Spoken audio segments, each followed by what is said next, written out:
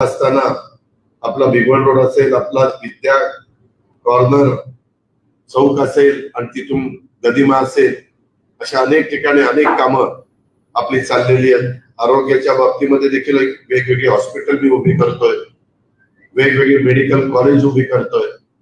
त्याच्या संदर्भामध्ये खरं तर मित्रांनो तुम्हाला वाईट वाटेल, पण कधीतरी स्पष्ट बोलताना थोडं कोणाला कटू वाटतं. 4 वेळेला मुख्यमंत्री असतानाच्या कारकिर्दीमध्ये झालेले निर्णय आणि 5-6 वेळेला उपमुख्यमंत्री पदाचे कारकिर्दीत झालेले माझे निर्णय, निश्चितपणे मी जास्त बारामतीकरांना मदतीचे निर्णय त्या ठिकाणी घेऊ शकलो. बारामतीकरांच्या सर्वांगीण विकासाच्या करता मी निर्णय घेऊ शकलो. त्याबद्दलच्या आता मला काही विलंब लागला, परंतु पूर्वीचं वसंतराव पवार नाट्यगृह आणि आता तिथं माझं सुरू असलेलं काम, पूर्वीची जुनी भाजी मंडई, तिथं आम्ही सभांना लहानपणी जायचो. तिथं आपल्या बारामतीतल्या सभा व्हायच्या. नंतर त्या दाणे बाजारात आल्या आणि मग नंतर बदलत गेल्या. दाणे बाजारच्या जागी शाळा वगैरे बांधल्यानंतर ते पटांगण एकदम निम्म झालं. परंतु ते सगळा काळ देखील मला आठवतोय, तुम्हालाही आठवत असेल. आणि नुसतं कुठं जाताना बारामतीकरांना तुम्ही कुठेही जावा, आपल्या बारामतीमध्ये जसे डिवायडरला झाड आहेत ती जिवंत आहेत आणि तिथं पाणी वेळच्या वेळेला घातलं जातं. बाकीकडे काही प्लांटेशन केलं जातं, परंतु पाणी वाचून त्याची दुरावस्था होती. अशा प्रकारच्या या सगळ्या गोष्टी आहेत. त्याच्यामध्ये कचऱ्याची विल्हेवाट लावण्याचं थोडस काम बाकी राहिलेले, पण मी पण ते करीन. त्याबद्दल काही तुम्ही काळजी करू नका. आपला जवाहर बागेमध्ये जाणारा रस्ता, पूर्वी काय तिथं अवस्था होती आणि या सुधारणा झाल्यानंतर तिथले रेट पण कसे वाढले. आज डॉक्टरांनी केलेली गुंतवणूक असेल, वकिलांच्या पेक्षा डॉक्टर जास्त गुंतवणूक जमिनीच्या बाबतीमध्ये करतात, पण म्हणजे त्यांचं जास्त विजन जोरात चालतं की इथं असं केलं की तिथं तसं होईल. साहजिक आहे, तो मनुष्य स्वभाव आहे, प्रत्येकाला तो अधिकार आहे. कुणी काही बळजबरीनं किंवा कुणी काही कुठं गडबड करून कोणाला फसवणूक करून केलेलं नाही. पण त्याच्या किमती आता किती पटीत वाढलेल्या आहेत, त्या सगळ्याचा अंदाज घ्या.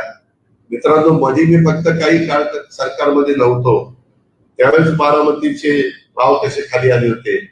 कन्स्ट्रक्शन लाईन मधल्या लोकांना विचारा, उठाव नव्हता, डिमांड नव्हती, ग्राहक नव्हता. आता मात्र 12 महिने बारामतीची बाजारपेठ चालते. काही जण म्हणतात, आता इथल्या काही लोकांना माहिती आहे, मी खोटं सांगत नाही, 72ला ज्यावेळेस दुष्काळ पडला आणि कृषी विकास प्रतिष्ठान विद्या प्रतिष्ठान काढलं, त्याच्यानंतरच्या काळामध्ये मला 90-91ला तिथं ट्रस्टी केलं. तिथं कारभारी असायचे, तिथं बंडोपंत असायचे, हरिभाऊ देशपांडे असायचे, विनोद कुमार गुजर असायचे, सगळे मान्यवर तिथं असायचे. आणि आम्ही बाल विकास मंदिरची एक शाळा त्यावेळेस रजनी पटेलांनी आपल्याला मदत केली होती. आणि बारामती पण मध्ये लोक वर्गणी झाली होती, कुणाला आठवत असेल. आणि त्याच्यातनं ते आता आपण विनोद कुमार गुजर बाल विकास मंदिर म्हणतो, ती शाळा बांधली गेली. आणि ती शाळा बांधली गेल्यानंतर 72 नंतर जवळपास 90 पर्यंत एकही त्याच्यामध्ये भर पडली नाही. थोडस बीएड कॉलेज काढायचं आमच्या डोक्यात आलं तर कुणीतरी परगाळे बांधण्याच्या पलीकडे जागा थोडीशी होती, ती घ्यान तिथं बांधा म्हणून सांगितलं. मी काही ऐकलं नाही. थोडस वडीलधारी सगळे होते तरी मी म्हणलं मी काय तिथं करणार नाही. आणि मी 40 एकर जागा MIDC मध्ये घेतली. मला त्यावेळेस गुलाबराव ढावण पाटलांनी त्यांची नेहमीची जी बोलण्याची ढब होती त्याच्यातनं थोडी माझी चेष्टा केली, अरे आता तू इथं टिकाव टाकतोय, 5 किलोमीटर कोण रे यायचं शाळेला शिकायला, कोण रे यायचं कॉलेजला. आणि मला थोडासा सुरुवातीला एखादं वर्ष त्रास झाला, परंतु ते उभं केल्यानंतर खऱ्या अर्थाने विद्यानगरी उभी राहिल्यानंतर बारामतीला बाजारपेठेला, बारामतीला बाहेरच्या भागातले नागरिक मुलांच्या शिक्षणाच्या करता येऊन राहिला, छोट्या मोठ्या व्यवसायाच्या निमित्ताने येऊन राहिला, वकिली व्यवसाय, डॉक्टरी व्यवसाय, ENNचा व्यवसाय, CAचा व्यवसाय, जे काही कुठे रेस्टॉरंट काढले, कुठे हॉटेल काढले, अनेक गोष्टी त्या झाल्या, परंतु ते त्याच्यानंतर झाल्या. तुम्ही नीट आठवा, 90च्या आधीची बारामती आणि 90 पासून बारामती बदलत गेली. तुम्हाला मी जाहीरपणे सांगतो, मला आठवतंय व्यापारी तर त्यावेळेस आम्हाला शांती शेठ, जवा शेठ, बाकीचे सगळे सहकारी मित्र म्हणायचे की दादा तुम्ही छत्रपती माळेगाव सोमेश्वरचं दिवाळीचं पेमेंट काढा, आम्हाला गिराईक नाही, ओस पडलीये बाजारपेठ. आणि मग नंतर पेमेंट झालं शेतकऱ्यांचं, मग बारामतीच्या बाजारपेठेला एक चालना मिळायची, गर्दी व्हायची, उठाव यायचा आणि खरेदी सुरू व्हायची. आता बारामतीची बाजारपेठ 12 महिने चालते, कुणाच्याही पेमेंटची गरज नसते. ते आता व्यवस्थितपणे छत्र बसलंय. काही जण आमच्या शैक्षणिक संस्थेमध्ये कामाला आहेत, PC ला असतील, इकडे असतील, MS ला असतील, आमच्या शाहूला असतील, शारदानगरला असतील, माळेगाव शैक्षणिक संकुल असतील. पण हे सगळे जण त्यांचे पगार झाल्यानंतर उलाढाल होते. बारामतीमध्ये चांगल्या चांगल्या प्रकारचे मॉल निघाले, चांगल्या प्रकारचे ब्रँड आलेले, चांगल्या प्रकारे इमारती बांधलेल्या असल्यामुळं खूप जण सोशल मीडियावर त्या इमारतीचे फोटो टाकतात. तुम्हालाही त्याच्यात अभिमान वाटतो. रस्ते पण बहुतेक अंतिम टप्प्यामध्ये म्हणजे त्या ठिकाणी चाललेले. पण मला डॉक्टरांनो आणि वकिलांनो सांगा, हे सगळं करत असताना आताही तुमचे जे प्रश्न आहेत ते पण सोडवण्याची धमक आणि ताकद ह्याच अजित पवारच्या मध्ये, त्यामध्ये मी तिथे कमी करणार नाही.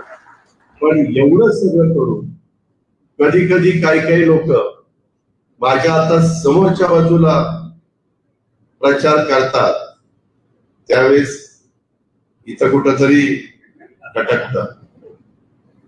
पण मी पण ते लक्षात ठेवणार आहे. त्याच्यामध्ये काय नाही दादा, आत्ता पण तिकडे विधानसभेला इकडे, विधानसभेलाही तिकडे चला. विधानसभेला माझे बारामतीकर मला ठिकाणी मतांनी निवडून आणतील, त्याच्यामध्ये मला काही काळजी नाही. पण हे जे चाललंय ह्या सगळ्यांनी माझा फायदा उचललेला, डायरेक्ट इनडायरेक्ट सगळ्यांचेच फायदे केले. मी कधीच कुणाला मोकळ्या हाताने परत पाठवलेच नाही. तुम्हालाही सगळ्यांना माहिती आहे, त्या काळामध्ये फक्त फॉर्म भरल्यानंतर शेवटची सभा व्हायची, इतर मान्यवरांना फिरावं पण लागत नव्हतं. आता माझा परिवार सोडून अख्खा माझा राहिलेला परिवार माझ्या विरोधात फिरतोय, पायाला भिंगरी बांधल्यासारख्या सभा घेत आहेत. त्याच्या संदर्भात काही बोलतायत, ठीक आहे, तो तुमचा अधिकार आहे. परंतु कधी अरे तुम्ही डुंकून बघितलं नाही प्रचाराला? काल परवा तर प्रतिभा काकी प्रचाराला आला, मी तर कपाळालाच हात मारला. काकी पण 90 पासून कधी प्रचाराला आलेल्या तुम्ही बघितलेलं, मी पण बघितलेलं. पण ठीक आहे, लोकशाही आहे. आणि माझं काय चुकलं? मी जर गेले 10 वर्ष देशाचे पंतप्रधान नरेंद्र मोदी साहेबांच्या नेतृत्वाखाली हा देश प्रगती पथावर जात असेल, देशाकडे बघण्याचा दृष्टिकोन जगाचा एक चांगला होत असेल, जगामध्ये आपली ओळख होत असेल, आपल्याला रिस्पेक्ट दिला जात असेल, आपल्याला म्हणजे भारताला, भारताच्या प्राईम मिनिस्टरला, आणि त्याच्यातनं वर्ल्ड बँक असेल, जपान गव्हर्नमेंट असेल, जायकाचं कर्ज 0.5% व्याजाने, कर्ज कोण देतं 0.5% व्याजाने? 1000 कोटी रुपये त्या दिवशी पुण्याला आले तिकडच्या भागामध्ये. असे जे मोठ्या प्रमाणावर त्या चांगले संबंध झाल्यानंतर, ओळखी वाढल्यानंतर डायरेक्ट इनडायरेक्ट भारताची अर्थव्यवस्था 5व्या क्रमांकावर जगात पोहोचवायला मदत होते. आता 3ऱ्या क्रमांकावर पोहोचवायची. त्याचा डायरेक्ट इनडायरेक्ट फायदा समाजातल्या सर्व घटकाला होतो. तर त्याच्यामध्ये विरोध का करायचा? काही निवडणूक आली की आम्हाला पण सांगितलं जायचं आता संविधान बदललं जाणार आहे. कोण संविधान बदलतंय? 14ला एवढ्या मताधिक्य आले, संविधान बदललं. 19ला आले, संविधान बदललं. अहो, घटनेची शिल्पकार डॉक्टर बाबासाहेब आंबेडकरांनी दिलेलं संविधान एवढं उच्च दर्जाचं आहे, इतकं चांगलं आहे की जग देखील त्या गोष्टीचा रिस्पेक्ट करतं. पण माझा तर दावा आहे, जोपर्यंत सूर्य आणि चंद्र अस्तित्वात आहे तोपर्यंत बाबासाहेबांचं संविधान कुणीही बदलू शकणार नाही. नंतर म्हणायचं घटना बदलणार. अहो, बोलणाऱ्यांनी जरा अभ्यास करा. जवाहरलाल नेहरूजींच्या सुरुवातीला प्राईम मिनिस्टर झाल्यापासून आता नरेंद्र मोदी प्राईम मिनिस्टर असेपर्यंत 116 वेळा घटनेमध्ये अमेंडमेंट करण्यात आली. कशाची अमेंडमेंट झाली आता? की मागास आयोग देशाला असला पाहिजे. काय चुकीचं? मागास आयोग देशामध्ये देऊन त्याला एक अमेंडमेंट केली. दुसरं काय केलं? अजून एक अमेंडमेंट केली की 50% महिला वर्ग आहे. अनेक जण नुसते म्हणतात की महिलांना आरक्षण दिलं पाहिजे. 2029च्या निवडणुकीपासून आमदार खासदार किला आहे त्या 543 आहे त्या 288 जागा घेऊन त्याच्यात पण महिलांना उभं राहायचं असेल तर अधिकार आहे. पण त्याच्या व्यतिरिक्त 1/3 जागा कंपल्सरी महिलांना दिल्या, ती अमेंडमेंट केली. काय चुकीचं केलं? चुकीचं काय केलं? लाल बहादूर शास्त्रीजी त्यांना आपण आजही जय जवान जय किसान हे त्यांनी दिलेली स्लोगन घोषणा आज पण आपल्या अंगावर काटा आणते. त्यांनी 2 वर्षात 3दा अमेंडमेंट केली. इंदिराजींनी केली, मनमोहन सिंगांनी केली, अटल बिहारी वाजपेयींनी केली, त्याच्यामध्ये मोरारजी देसाईंनी केली, अनेकांनी त्या ठिकाणी केली.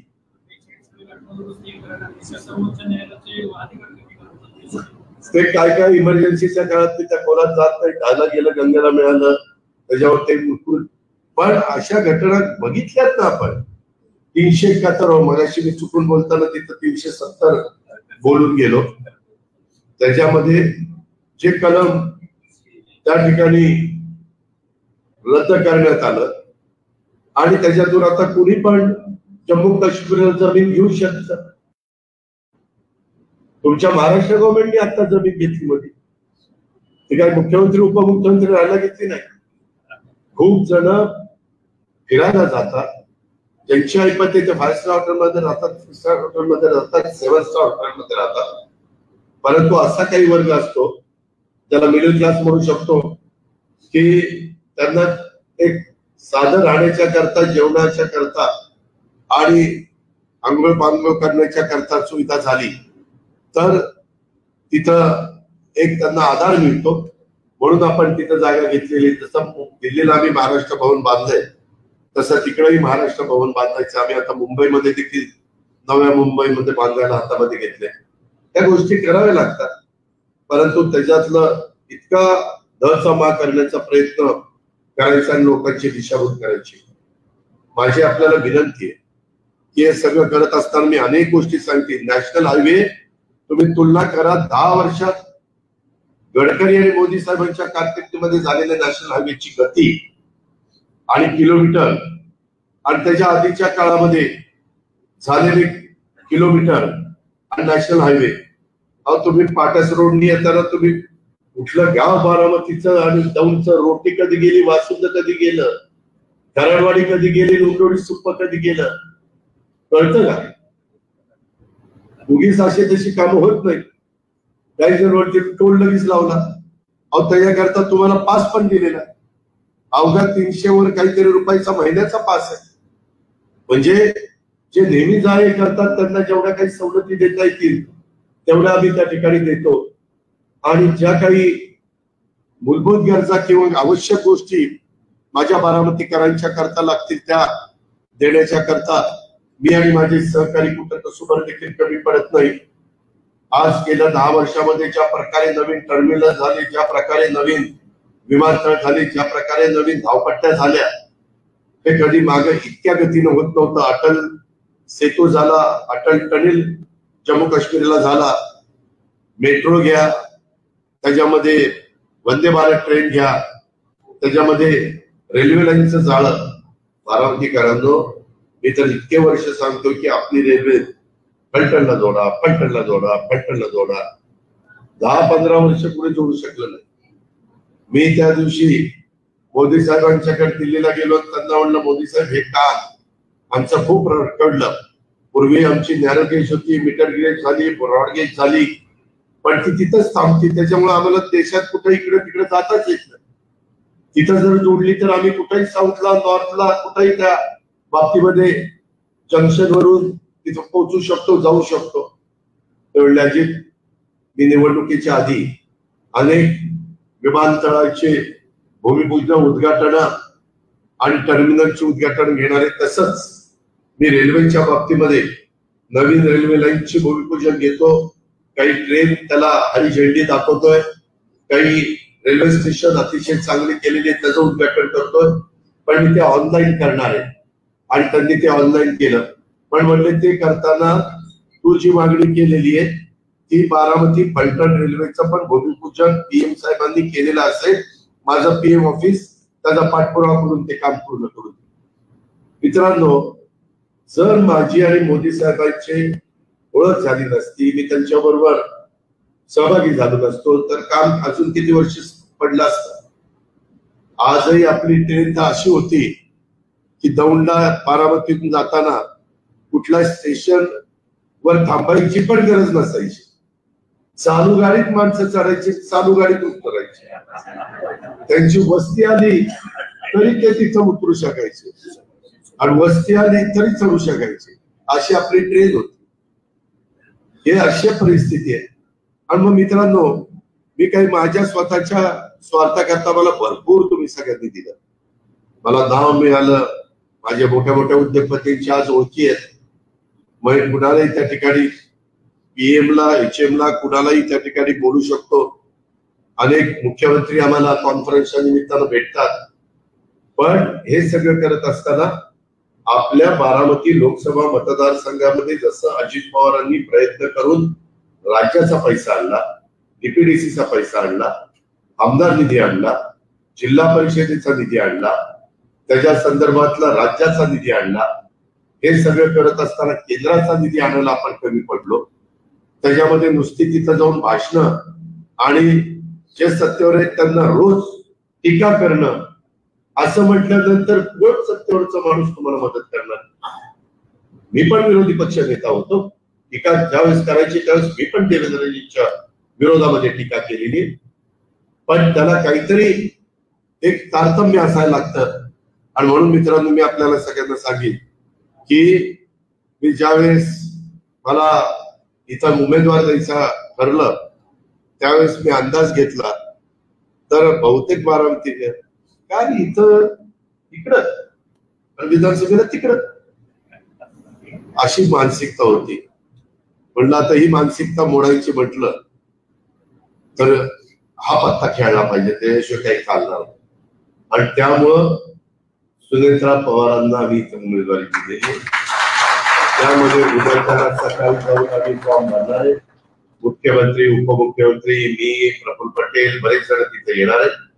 माझी तुम्हालाही विनंती आहे, आपल्याला शक्य असेल ज्यांना त्यांनी पण उद्या सकाळी 10 वाजेपर्यंत कौन्सिल हॉलला जमावं. अनेक बारामतीकर, अनेक इंदापूरकर, अनेक दौंडकर, अनेक पुरंदरवासी, अनेक बोरवेला मुळशीचे सहकारी, खडकवासल्याचे सहकारी तिथे येणार आहेत. आम्ही युती केलेली आहे. आम्ही एकमेकांच्या विरोधामध्ये सगळ्या निवडणुका लढवल्या, ते आता आम्ही एकत्र आलेलो आहे. त्याच्यामुळे इथं थोडस कामकाज करत असताना आमच्या मित्रपक्षांना अवघडल्यासारखं होतं, परंतु ते त्यांच्या मनातून निघून जावं अशा प्रकारचा माझा प्रयत्न आहे. मी त्याच्याबद्दल हर्षवर्धन पाटील असतील, राहुल पोल असतील किंवा तिकडे विजयराव शिवतारे असतील, त्या सगळ्यांची मी मिळतं जुळतं घेतलेलं आहे. विकास साधायचा असेल, राज्याचं भलं करायचं असेल तर 2 पावलं पुढं मागे सरकारची तयारी ही राज्यकर्त्यांनी ठेवायची असते. ती मी त्या ठिकाणी ठेवलेली आहे. त्याच्या संदर्भामध्ये भाजी मंडळीच्या पण काम करताना मला अनेक अडचणी आल्या. 2 वर्ष मी ते पैसे आपल्या त्याला पडून होते नगरपालिकेमध्ये, परंतु आता कामाला सुरुवात केलेली आहे. ते झाल्यानंतर बारामतीतले एक बेस्ट बिल्डिंग म्हणून, इमारत म्हणून आणि सगळ्या माझ्या तिथं असणाऱ्या शॉप धारकांना तिथं सामावून घेऊन आपण ते सगळं उभं करतोय.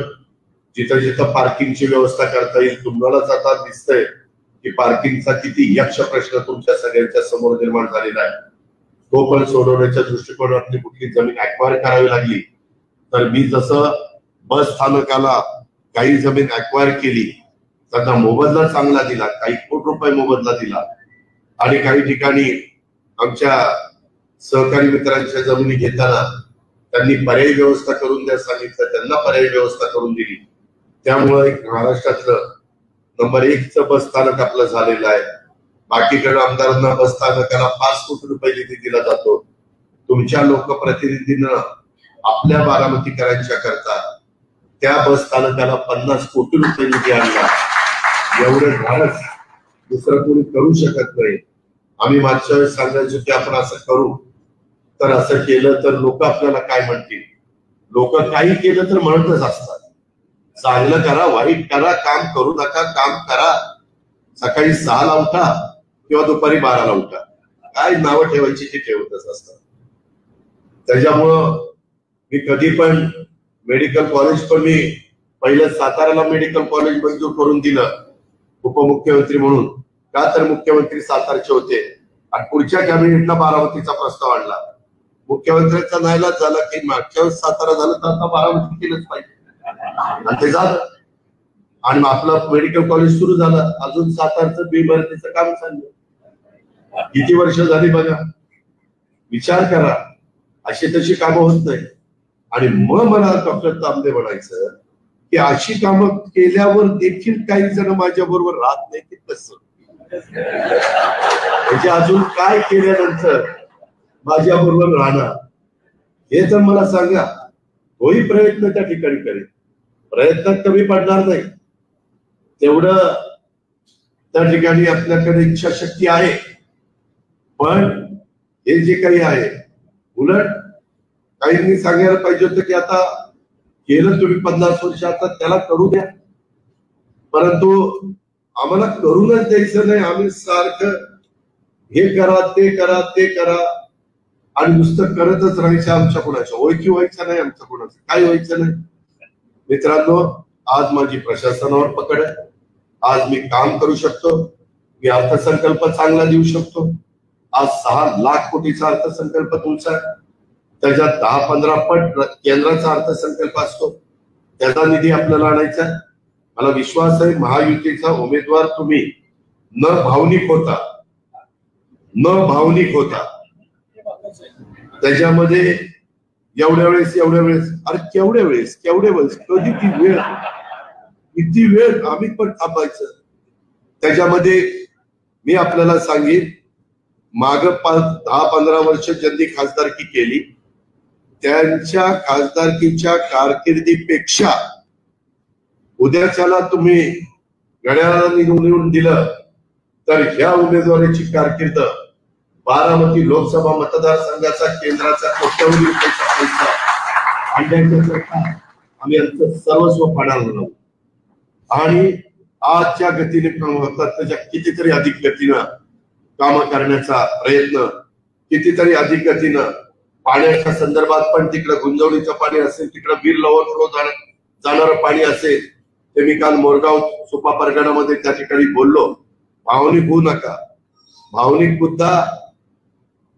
भावनेपुरता ठेवा आणि तुमच्या मुलांचा, तुमच्या नातवंडांचा, तुमच्या पतवंडांचा, तुमच्या येणाऱ्या पिढीचा भाग्योदय कशात आहे हे त्या ठिकाणी पहा. आज सर्वे मध्ये काय सांगतात काय नाही, पण एक आहे, देशामध्ये हवा मोदी साहेबांची आहे. एकीकडं मोदी साहेबांचा चेहरा घ्या, त्यांनी केलेली कारकीर्द, आणि एकीकडे राहुल गांधींचा चेहरा घ्या, त्यांनी केलेली कारकीर्द. काय तुलना करा. देश कुणाच्या हातामध्ये द्यायचा. ठीक आहे, काही गोष्टी तुमच्या त्या वेगळ्या असू शकतात, सेक्युलर विचारांच्या लोकांच्या वेगळ्या गोष्टी असू शकतात, पण त्याची जपवणूक करण्याच्या करता मी आहे ना तिथं. आज दाव्याने सांगेन की या वेळेचा अर्थसंकल्प सादर करत असताना मौलाना आझाद महामंडळाला 1000 कोटीचं भागभांडवल दिलं. 1000 कोटी कधी काँग्रेसने पण दिलं नाही, मागच्या कुठल्या सरकारमध्ये दिलं गेलं नाही. इथं मला कोणी विरोध केला नाही. अल्पसंख्याक विभागाला अधिकचा निधी सगळ्या महाराष्ट्रामध्ये यंदा पहिल्यांदा दिला, जास्तीचा. हे बी दिला जात होता, पण तो अतिशय तुटपुंजा असायचा. आपल्या इथलं शादीखाना जर तुम्ही जाऊन बघितलं तर मी कुठल्याही जाती धर्माच्या करता ज्या सुविधा द्यायला पाहिजे त्या देण्याचा प्रयत्न करत असतो. हा जवळचा हा लांबचा असा कधी भेदभाव मी त्या ठिकाणी केला नाही. 3 कोटी जनतेला आता घर देण्याचा कार्यक्रम उद्याच्या निमित्तानं 80 कोटी जनतेला पुन्हा 5 वर्ष रेशन मोफत देण्याचा कार्यक्रम त्या ठिकाणी आहे. अशा अनेक गोष्टी मला तुम्हाला सांगता येतील. म्हणून माझी वकील लोकांना, डॉक्टर मान्यवरांना विनंती आहे की भावनिक होऊ नका. त्याच्यातनं आपलं भविष्य, आपलं भलं कशात होणार आहे याबद्दलचा त्या ठिकाणी विचार करा. आणि मग भावनिक जर होणार असते तर एवढी कामं करून तुम्ही मला जर यश मिळवून दिलं नाही तर मला वेदना होणार नाही. मी जर म्हणेल मग असलं आमदाराचं काम दुसऱ्या कुठल्या तालुक्यात केलं तर ते तर मला बिंजोड निवडून देते. अजून कामं करायची म्हणजे काय करायची कामं या संदर्भामध्ये की बाबा ह्याच्यात अजित पवार तुम्ही कमी पडला. बारामतीमध्ये गुंडगिरी होऊन दिली नाही. बारामतीमध्ये त्या ठिकाणी कोयता गँग होऊन दिली नाही. बारामतीमध्ये जर कोणी काही गडबड करते दिसलं तर त्याला संबंधितांना नियमाप्रमाणे, कायद्याप्रमाणे तडीपार असेल, मोका असेल, तो जवळचा आहे का लांबचा आहे तो बघितलं नाही. कुठेही माझ्या आया बहिणीकडं वाकड्या नजरेने कुणी बघता कामा नये. पोलिसांना सगळं इन्फ्रास्ट्रक्चर दिलेलं आहे. घरं दिलीत, गाड्या दिल्यात, सगळं काही केलं, ऑफिसेस दिलीत. पाहिजे असं त्यांच्या वरिष्ठ अधिकाऱ्यांना नाही एवढं चांगलं त्यांना इथे केलंय. माळेगाव पोलीस स्टेशन बघा, तिकडं सोपा पोलीस स्टेशन बघा, तुमच्या सगळ्या संस्था बघा, मार्केट कमिटी बघा, बारामती बँक बघा, खरेदी विक्री संघ बघा, दूध संघ बघा, माळेगाव कारखाना बघा, तुमचा सोमेश्वर कारखाना बघा.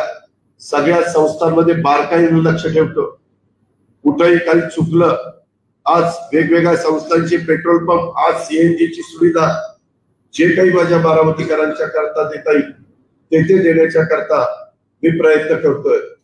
माझी एवढीच अपेक्षा आहे की निवडणुकीच्या निमित्तानं आजपर्यंत तुम्ही मला जी आशीर्वादाने साथ दिलेली आहे तशा प्रकारची साथ आणि आशीर्वाद भावनिक न होता त्यामध्ये मला उद्याच्या 8-7 तारखेच्या निवडणुकीच्या निमित्तानं त्या ठिकाणी द्यावी. त्याच्यामध्ये मी कधी भेदभाव केला नाही. 40-40 वर्ष एखाद्याच्या घरामध्ये सून येऊन तिला परकी मी कधी मानलं नाही. ती शेवटी घरचीच झाली. परंतु काही जण परकी मानतात. महिलांनी याच्याबद्दलचा फार बारकाईने विचार केला पाहिजे. कारण तुम्ही पण कुठं ना सून म्हणून आलेला आहात, परंतु तुम्ही सून आल्यानंतर त्या घराच्या मालकीण झाला आणि तुम्हाला जर घरातले वरिष्ठ ही परकी आहे म्हटलं तर त्या ठिकाणी तळपायाची आग तिथं त्या ठिकाणी वरपर्यंत जाणार नाही. मालकी हक्क काय, ऑलरेडी तुम्हाला मालकी हक्क पण दिलेला आहे. आम्ही परवा कॅबिनेटमध्ये तिथं अजित अनंतराव पवार असायचं, अजित आशाताई अनंतराव पवार आम्ही केला आईच्या नावाला तिथं आणि प्राधान्य देण्याचं काम केलं. ही फॅक्ट आहे. त्याच्या आधी त्या ठिकाणी कोणी करू शकलं नव्हतं. अशा अनेक बाबीमध्ये मला महिलांना असेल किंवा रोजगाराच्या बाबतीत असेल किंवा आपल्या इथली कारखानदारी, माझ्या बारामतीतली कारखानदारीमध्ये गुंड प्रवृत्ती येऊ नये, कामगार आणि उद्योगपती यांच्यात समन्वय असावा. त्याच्यामुळे कधी कधी अडचणी आल्या, त्याच्यामध्ये कल्याणी असताना अडचणी आली, परंतु कुणाला तिथं दुसऱ्याला आणून ते चालू ठेवण्याचं काम आपण केलं. अशा पद्धतीनं आपण तिथं काम करतोय. अनेक प्रकारच्या गोष्टी अक्षरशः बारामतीकरांनो, मी तर काही हॉस्पिटल 90 कोटीची रात्री 1ला निर्णय घेतला आणि 4थ्या दिवशी GR काढला आणि सोमेश्वरचं हॉस्पिटल 100 बेडचं मंजूर करून आणलं. इतक्या गोष्टी केलेल्या आहेत की तुम्हाला विश्वास बसणार नाही. अशा प्रकारच्या गोष्टी केल्यात. आणि आताही माझ्या मेडिको गिलनी सांगितलेल्या आणि अडचणी किंवा डॉक्टर मंडळींनी सांगितल्या आणि अडचणी त्या व्यवस्थितपणे मला निवेदनाच्या स्वरूपामध्ये द्या. आणि आमच्या वकील लोकांना येणाऱ्या अडचणी, त्यांना इमारत पाहिजे, इतर काही गोष्टी पाहिजेत, त्याच्या संदर्भात त्यांना नेहमीच मदत करण्याची भूमिका मी घेतलेली आहे. त्याचा उल्लेख मगाशी ऍडव्होकेट उमेश काळेंनी पण घेतला, आजपर्यंत झालेल्या अनेक अध्यक्षांनी घेतला आणि उद्याच्याला त्याच्यामध्ये प्रभाकर बर्डे देखील घेतल्याशिवाय राहणार नाही. कारण मी कामाचा माणूस आहे.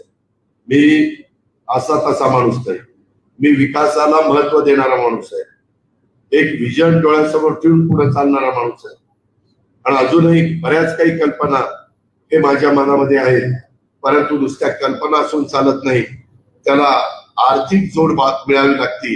आर्थिक जोड मिळाल्याशिवाय सगळी सोंग करता येतात, परंतु पैशाचं सोंग करता येत नाही. म्हणून राज्याचा आपल्याला पाठिंबा, राज्याचं सहकार्य आणि त्याचबरोबर केंद्राचं सहकार्य हे आपल्याला त्याच्यामध्ये हवंय. आणि त्याच्यातून उद्याची 5 वर्षाची कारकीर्द मी खूप चांगल्या पद्धतीनं त्या उमेदवाराच्या वतीनं त्या ठिकाणी करण्याचं काम करीन. परंतु तुम्ही कुठल्याही परिस्थितीमध्ये मनामध्ये दुसरा कुठलाही किंतु न आणता मला महायुतीला त्या बाबतीमध्ये सगळ्या आमच्या महायुतीच्या घटक पक्षांनी, त्यांच्या मतदारांनी आणि बारामतीकरांनी या सगळ्याचा विचार करावा. अधिक मोठ्या प्रगतीकडे या बारामतीला घेऊन जाण्याचं काम मी आणि माझे सगळे सहकारी त्या बाबतीमध्ये करतील. कुठं आणखी काही सूचना असल्या तरी केव्हाही मला सांगा. त्या सूचनेचा आदर करून, त्या सूचनेचं स्वागत करून तुम्ही कुठल्याही तालुक्याच्या ठिकाणी जावा. जेवढे इतर रस्ते आहेत, जेवढी रस्त्याची क्वालिटी आहे, त्याच्या संदर्भामध्ये काही काही आता विरोधक काही पण त्या ठिकाणी बोलायला लागलेले आहेत. ठीक आहे, मी त्या बोलण्याकडे दुर्लक्ष करत असतो, कारण मला माझं मन सांगतं की मी कुणाचा 5 पैशाचा त्या ठिकाणी निंदा नाही. काही काही जण सांगतात भ्रष्टाचाराचा आरोप नाही. अहो, भ्रष्टाचाराचा आरोप केव्हा होईल? तुम्ही मंत्री झाला तर होईल. खासदार आमदारावर भ्रष्टाचाराचा आरोप कसा होईल? त्याच्या संदर्भामध्ये मग भ्रष्टाचाराचे आरोप काय माझ्यावरच झाले का? भ्रष्टाचाराचे आरोप एनरॉनचे कुणावर झाले? भूखंडाचं श्रीखंड खाल्लं कुणाच्यावर आरोप झाले? दाऊदशी जोडलं गेले कुणाच्यावर आरोप झाले? त्याच्यात सत्य नव्हतं, पण झाले ना आरोप, झाली ना बदनामी. त्या बाबतीमध्ये काही काही सांगितलं जातं असं आहे, तसं आहे, अमुक आहे, तमुक आहे. परंतु मित्रांनो, तुम्ही मला एक गोष्ट सांगा, गेल्या 10 वर्षामध्ये आत्ताच्या खासदारांनी कुठलं काम विकासाचं बारामतीला नजरेत भरेल असं केलं? एक काम सांगा, एक काम. मी ज्या ज्या इमारती उभ्या केल्या त्या सगळ्या त्यांच्या परिचय पत्रकामध्ये दिले. अरे म्हणलं या तर मी केले. मी रात्रंदिवस राबलो, 4-4, 5-5 आर्किटेक्टला घेऊन बसलो. हे असं नाही मला हे असं पाहिजे, हे असं नाही हे मला संसदेसारखं दिसलं पाहिजे. काही काही वेळेस मला त्रास झाला माझ्या पंचायत समिती कार्यालयाच्या वेळेस. नंतर 5 वर्ष देवेंद्रजींचं सरकार आलं, माझं काम थांबलं होतं. परंतु पुन्हा मी आल्यानंतर वॉर फुटिंगवर काम करून ते पूर्णत्वाला नेलं. इमारत पण तुम्हालाही समाधान वाटेल आणि बारामतीकरांनाही समाधान वाटेल अशा इमारती मी केल्या. नगरपालिकेची इमारत होती, पहिली कशी होती, आता कशी दिसते, त्याच्या संदर्भामध्ये काही अजून कामं चालली. राष्ट्राच्या समोर काही अजून ट्रॅफिकच्या संदर्भामध्ये एकदा ते पूर्ण झाल्यानंतर अतिशय सुस्थितीत ट्रॅफिक त्या ठिकाणी होईल. आपण काळजी करू नका. अशा खूप काही गोष्टी. अहो, बाकीच्याकडं शहरामध्ये टँकर चालू आहे, पुण्यात टँकर चालू आहे, पिंपरी चिंचवडमध्ये टँकर चालू आहे. पुण्याच्या उशाशी वरसगाव, पानशेत, खडकवासला टेमघर धरण आहे. माझ्या पिंपरी चिंचवडच्या उशाशी पवना धरण आहे. पलीकडच्या बाजूला भामास केलंय, त्याच्या शेजारी चास कमाने तिथं आंध्र प्रकल्प आहे. तरी टँकर हजारो चाललेले. शहरामध्ये कसलंही संकट आलं तर माझ्या बारामतीकरांना पाणी कमी पडू नये, माझ्या या बहिणीचा त्रास होऊ नये, अशा प्रकारचे स्टोरेज टँक केलेले. अहो, त्याच्यामध्ये वेगवेगळे पक्षी येऊन बसतात, कधी आपण न बघितलेले, कधी पक्षी बांधलेले पाहिलंय. कावळे चिमण्या एवढेच बघायचे होते, चिमण्या कुठे निघून गेल्यात कुणाला माहिती. आज नदीमध्ये पण बघा, सकाळी जर लवकर उठणारे जे असतील त्यांनी नजर टाकली तर तिथं पण वेगवेगळ्या प्रकारचे पक्षी पाहायला मिळतात. जे पक्षी प्रेमी आहे सगळ्यांना त्या त्या बाबी मिळाल्या पाहिजे. स्मशानभूमी असेल, दफनभूमी असेल, ज्या काही गरजा वेगवेगळ्या घटकाच्या आहेत त्या त्या देण्याच्या, उर्दू स्कूल असेल किंवा आणखी वेगवेगळ्या प्रकारच्या बाबी असतील त्या त्या करण्याचा प्रयत्न आम्ही करतोय. पण याच्याकरता तुमचे आशीर्वाद, तुमचा पाठिंबा, त्याच्यावर अभिमानाने मी ज्यावेळेस कुठेही गेलो की सांगतो नंबर 1च्या मताने बारामतीकरांनी मला निवडून दिलेला आहे. अशा पद्धतीनं 1,68,000चं मताधिक्य तुम्ही असा बोजा टाकतो की मला वागतोयच मी. आणि मग आणखीन मला सकाळी जाग येते 5 वाजता. अरे लोकांनी खूप आपल्यावर विश्वास टाकला, त्यांच्या विश्वासाला तडा जाऊन द्यायचा नाही. जरी रात्री 2ला आलो असलं तर 5ला उठायचं, 6ला कामाला लागायचं. कुणी करणार नाही. आणि हे तुमच्या प्रेमापोटी करतो. ही गोष्ट बारामतीकरांनी या निमित्तानं लक्षामध्ये ठेवावी माझी आपल्याला विनंती आहे. इतर आमचे डॉक्टर वगैरे त्यांनी तर पहिल्यापासून बारामती कशी वाढत गेली त्याचे डॉक्टर राजे साक्षीदार आहेत. डॉक्टर रमेश बोलटे त्या ठिकाणी साक्षीदार आहेत. त्या सगळ्यांनी शून्यातनं विश्व निर्माण केलेलं आहे. आणि त्याच्यावर कशी बारामती त्यांच्या नजरेपुढं बदलत गेलेली आहे ते हेही पाहतात. नवीन पिढीला त्याच्यातल्या इतक्या गोष्टी माहिती नाही, म्हणून थोडासा त्याचा जास्तीचा उल्लेख मी आपल्या सगळ्यांच्या समोर केलेला आहे. माझी आपल्याला विनंती आहे. मला आचारसंहिता नाही, फॉर्म भरायच्या आधी तुमच्याशी बोलायचं होतं, म्हणून आज थोडीशी धावपळ झाली. आणि रामनवमी असताना देखील मी तुम्हाला बोलवलं. तुम्ही पण प्रचंड संख्येने माझे विचार ऐकण्याकरता आला. काहींना कदाचित पटले नसतील. लोकशाही आहे, 100% सगळ्यांना पटलंच पाहिजे हा दावा माझा अजिबात नाहीये. पण मी कामाचा माणूस आहे आणि त्याच्यातून मोदी साहेबांच्या असणाऱ्या विजनचा फायदा देशाला, आणि देशाला होत असताना महाराष्ट्राला, आणि महाराष्ट्राला होत असताना जिल्ह्याला, आणि जिल्ह्याला होत असताना आपल्या तालुक्याला, अशा पद्धतीनं आपल्याला सगळ्यांना पुढे जायचंय. राज्याच्या बाबतीमध्ये तर मी अर्थमंत्री असल्यावर तिथं एकनाथराव शिंदे आणि देवेंद्रजी, मी मित्रांनो बारामतीकरांनो ज्यांच्या बरोबर काम करतो त्यांच्याबरोबर विश्वासाने काम करतो. मी खोटं सांगत नाही. माझी उद्धव ठाकरे साहेबांची जास्त ओळख नव्हती. मला सांगण्यात आलं की आता तुम्हाला त्यांच्याबरोबर काम करायचंय. पण ज्या दिवसापासून त्यांच्याबरोबर कामाला सुरुवात केली त्या दिवसापासून एकनाथराव शिंदे एक मोठा ग्रुप घेऊन बाजूला जाईपर्यंत कधीही त्या विश्वासाला तडा जाऊन गेला नाही. अक्षरशः उद्धवजींनी पण मला पूर्णपणे मुभा दिलेली होती. आणि मी पण ठरवलेलं होतं की करत असताना उद्धवजींना रिस्पेक्ट देऊनच ती कामं करायची. खरोदाचं काळ तुम्ही पाहिला. खरोदामध्ये आपण काही आपले जीवाभावाचे सहकारी, मग त्याच्यामध्ये डॉक्टर छाजेड असतील, बरेच जणांची नावं त्या ठिकाणी घ्यावी लागतील. ते आपल्याला आकस्मिकरित्या सोडून गेले, परंतु त्याच्यातनं पण आपण सावरण्याचा प्रयत्न केला आणि परत यायचा प्रयत्न केला. वैद्यकीय क्षेत्रातल्या मान्यवरांना मी सॅल्यूट करीन, कारण कोरोनाच्या काळात जगाला कळलं की आरोग्य किती महत्वाचं असतं आणि ते आरोग्य चांगलं ठेवण्याच्या करता डॉक्टर किती मेहनत घेतात, डॉक्टर किती परिश्रम घेतात. आमचे डॉक्टर्स असतील, आमचे पॅरामेडिकल स्टाफ असेल, आमचं नर्सेस असतील, आमचे स्वच्छता दूत असतील, आमचे पोलीस असतील, या सगळ्यांनी स्वतःच्या जीवाची पर्वा केली नाही आणि त्यांनी सगळ्यांना आधार देण्याचं काम, सगळ्यांना सहकार्य करण्याचं काम त्या बाबतीमध्ये केलं. आणि त्याच्यातून आपण थोडा काही लोकांना गमावलं, परंतु बाकीच्यांना त्या ठिकाणी आधार देण्याचं काम केलं. हेही आपल्याला विसरता येणार नाही. अशा पद्धतीचं मला आपल्याला सगळ्यांना सांगायचंय. माझी सर्व वकिलांना, सर्व डॉक्टर्सला, तुमच्यामध्ये वेगवेगळे मतप्रवाह असू शकतात, वेगवेगळी मतं मांडू शकतात. वकिलांच्या मध्ये तर चर्चा तुफान होऊ शकते. म्हणजे मी ज्यावेळेस जुनं आपल्या कचेरीमध्ये जायचो तेव्हा पण तुम्ही ते सगळे बसायचं तिथं आणि काय मग सगळ्या दुनियेच्या गप्पा, देशात काय झालं, राज्यात काय झालं, हा इकडं कसा गेला, तिकडं का नाही गेला, सगळ्यांचे पंचनामे करण्याचं काम तिथं त्या ठिकाणी होतं. पण ती वैचारिक बैठक असते, ती फार अभ्यासपूर्ण त्या ठिकाणी चर्चा असते. अर्थात आम्ही त्याचा आदरच करतो, त्याबद्दल दुमत असायचं काही कारण नाही.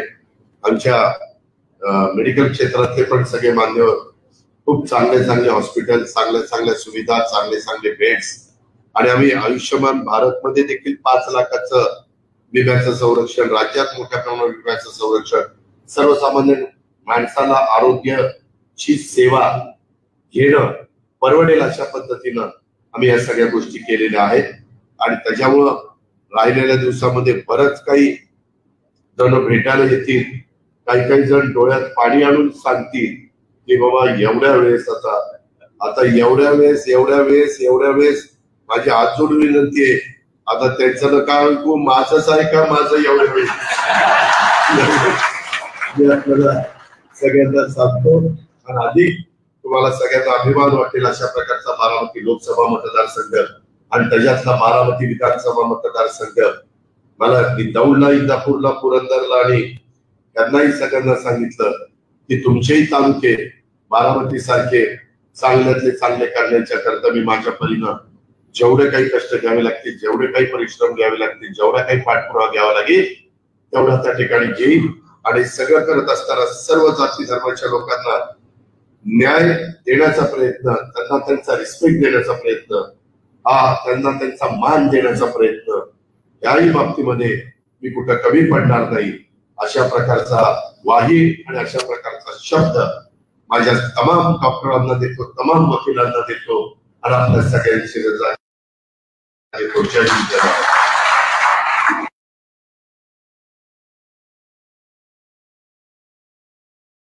आणि तिथून गदिमा असेल अशा अनेक ठिकाणी अनेक कामं आपली चाललेली आहेत. आरोग्याच्या बाबतीमध्ये देखील वेगवेगळी हॉस्पिटल मी उभी करतोय, वेगवेगळी मेडिकल कॉलेज उभी करतोय. त्याच्या संदर्भामध्ये खरं तर मित्रांनो तुम्हाला वाईट वाटेल, पण कधीतरी स्पष्ट बोलताना थोडं कुणाला कटू वाटतं.